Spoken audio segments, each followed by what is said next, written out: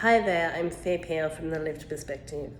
I'm a white-skinned, short, reddy-brownie-blondie-greeny-haired human in a grey cardi over a blue t-shirt, sitting in front of a puce-painted wall and an oak-veneer panel underneath. Coming to you from an unnamed hospital on unceded Ngunnawal and Ngambri Lands on this, the first day of Mental Health Month, 2022. So ironic.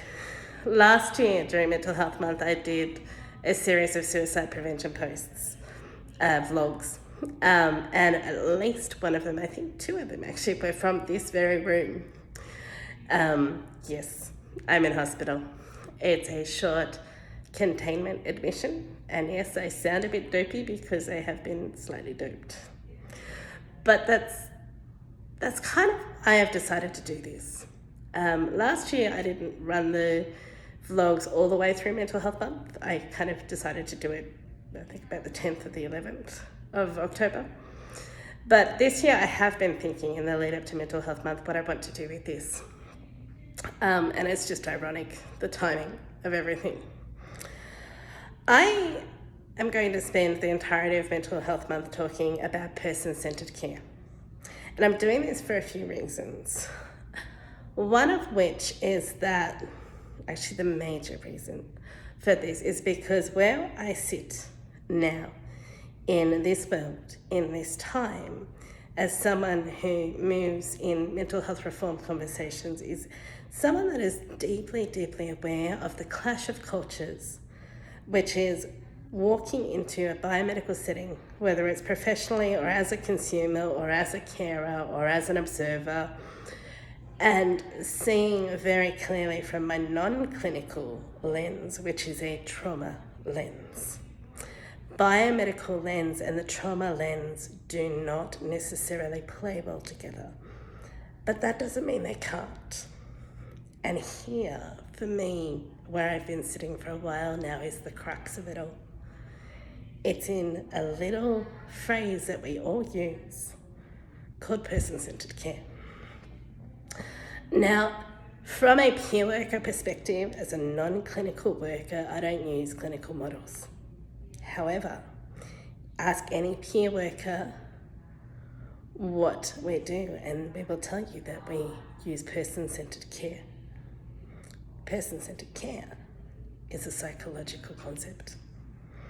And this is why, for me, I want to spend the entirety of the month digging into the mind of Carl Rogers, who is the father of person-centered care and the father of humanist psychology, and start having a real think about what it is we're talking about when we're talking about a biomedical frame, when we're talking about a trauma frame, when we're thinking about the development of psychology and psychiatry, and when we're thinking about this clash of cultures, what's actually going on here.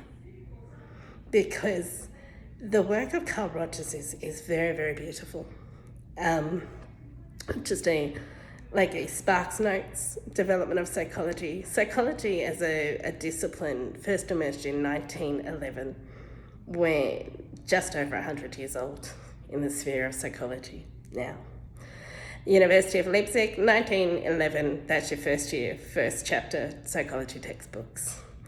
The first wave of psychology was behaviorism, and behaviorism, whose father, if you want to go Googling, was B.F. Skinner, is still alive and well in our what we call our third wave behavioural adaptation models, CBT, ACT therapy, DBT. They all still come off the framework of behaviourism.